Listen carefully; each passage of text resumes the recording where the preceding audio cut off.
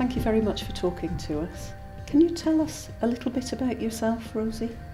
Yes, I'm 53 years old. I've had Parkinson's disease now for about 20 years. I've got two sons that I'm very, very proud of. I've got a lot of family and friends who live near to me that give me a lot of support. And I like to live life to the full. I like to travel, to do all the usual things like going out on my bike, go and see people for weekends, baking, cooking meals generally, sewing. I like to go horse riding when I feel well enough to do so. I like to live a normal life. And it's very much a case of living with Parkinson's disease from your point of view, isn't it? And living a full life. Yeah. Can I just ask when you first heard about Parkinson's disease? Well, the first thing that I ever knew about Parkinson's disease was when a gentleman at work that I knew was diagnosed with the disease. He was about near to retirement age. He was in his early 60s, and he was a particularly lovely man. He was very conscientious, very helpful whenever you needed anything from him, and he seemed to decline quite rapidly and wasn't given much support at work in those days. And I can remember just thinking it must be awful to shake like that, not realising there was many other symptoms that he would have as well. But that was the first time I came across Parkinson's disease. And I still think that he should have had a lot more support at work than he did in fact get. And I know things have changed now, so that's for the good, but it was a rather negative first encounter with Parkinson's. Okay. And from your point of view, when did you get a diagnosis, or how did you arrive at a diagnosis of Parkinson's disease for yourself? Well, my symptoms started after I had my second baby. Apparently there was a cerebral incident, and my left hand side started shaking, and I went for various tests, and the result of that was that I had stereotactic surgery at Newcastle to try and rectify the shake. And I was told that it was Parkinsonial symptoms, but not Parkinson's disease at that stage. It was a long time, several years later, when I was given a definitive diagnosis of Parkinson's disease after other symptoms had started. The stereotactic surgery was excellent and is still very effective today. I don't shake on my left hand side. Can you describe the surgery that you had, the stereotactic surgery? Yeah, it was where they burn a lesion in the brain, in the damaged area of the brain, so that the brain will then reroute the brain waves to coordinate the movement in that side of my body. The surgery was done whilst I was awake. I had to be awake so that they could go to the right position in the brain. They froze it first to make sure they were in the right place, and then after that they burnt the damaged area, and I felt so much better straight away. I felt as though it was like being a floppy puppet before, and that somebody had pulled the strings back into the right place. And when did you have that done? In 1989. Right. That's 20 years, 20 years or more Yeah. ago. And was that locally? Yes, it was at Newcastle. Right. Okay. And I just felt great when that was done. All the shaking had stopped. Mm-hmm. And I just thought that would be the end of the problem. Right.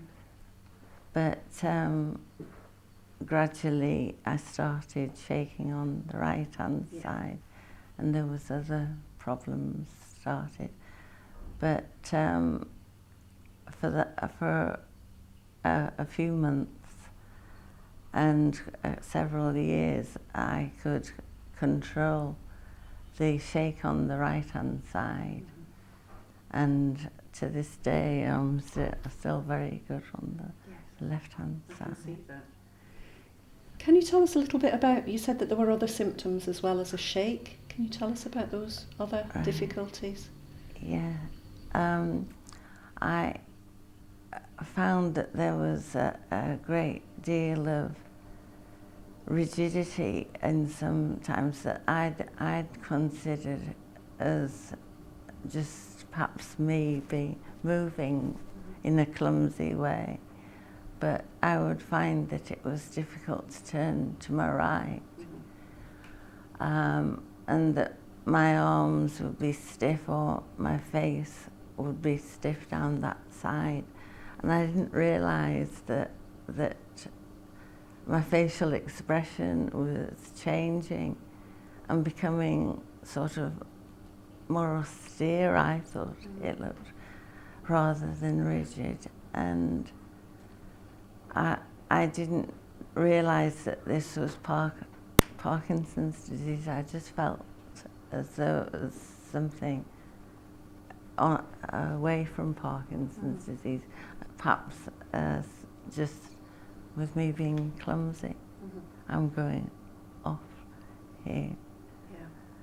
Are you okay? Yeah, yes, yeah. I'm fine.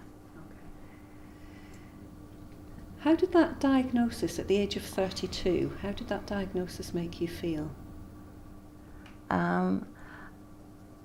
I was pleased to know what condition I was dealing with. Mm-hmm. And because I'd been told about the Parkinsonian symptoms, I'd kind of thought, well, if there is something wrong with me, then perhaps it is that. So it wasn't a devastating blow. In a lot of ways, it was quite a relief to have that diagnosis, because I knew what or thought I knew what I was going to be up against. And it seemed a better option than many of the other options that I thought I would have. I think that I'm going really off it. I know. Do you want to take a break? Yeah, if you don't mind. So actually having a diagnosis of Parkinson's in a strange sort of way came as a relief, just having something to pin it on. Are there any key messages that you want people to know about Parkinson's disease? Yes, I think one of the most important things is that there's wider understanding and awareness of the many symptoms of Parkinson's, such as the lack of concentration that you may experience. That affects me a lot as soon as I go off. I find it very difficult to concentrate, and that's affected my career and so on. I think one of the other things is the rigidity, the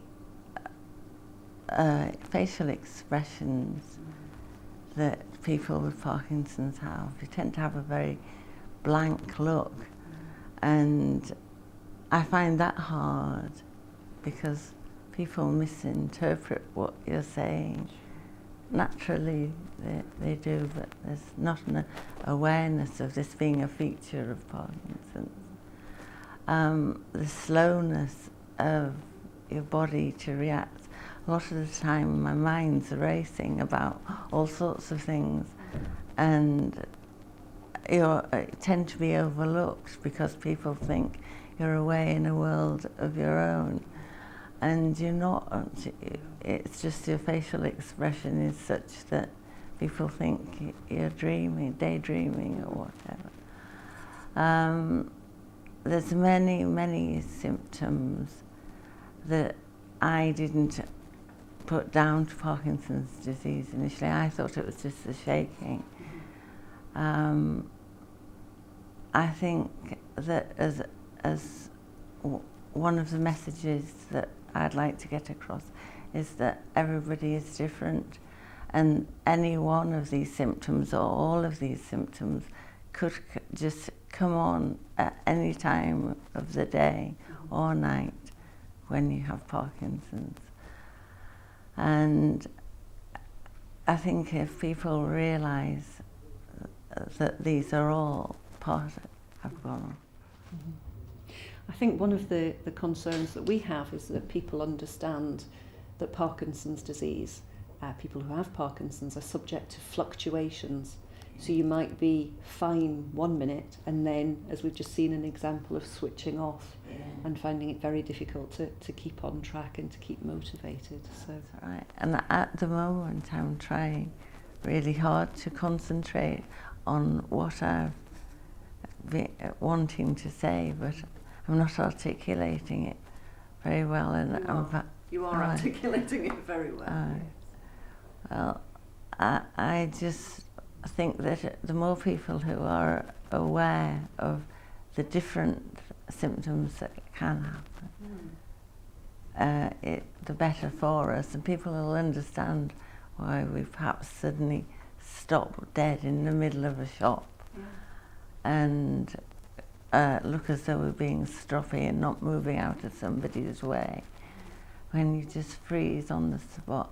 And have you had examples of freezing like that? Yes, yeah. I remember in Marks and Spencer's one day when I was going great guns shopping, I kept buying all sorts of different things with great enthusiasm, and went to pay for them, and stopped halfway through a conversation about one of the items and just froze. And people behind me were obviously thinking, what's this lady doing? She's not paying. She's fumbling around in a handbag. And I couldn't think whether I was going to get a card out or cash, what I was buying. Couldn't see the lady across the counter to see what her reaction was or anything like that. And I just stood there, and people were getting really quite, not annoyed, but they were obviously not happy with me, and I had nobody with me. I just had to try and explain once I came to again. But that sort of thing is really difficult, because I think people don't understand. Yeah. If I'm physically shaking quite a lot, people are very supportive and very helpful. I think it's perhaps when you haven't got obvious symptoms that people don't understand. No, they don't. Okay. And that's difficult.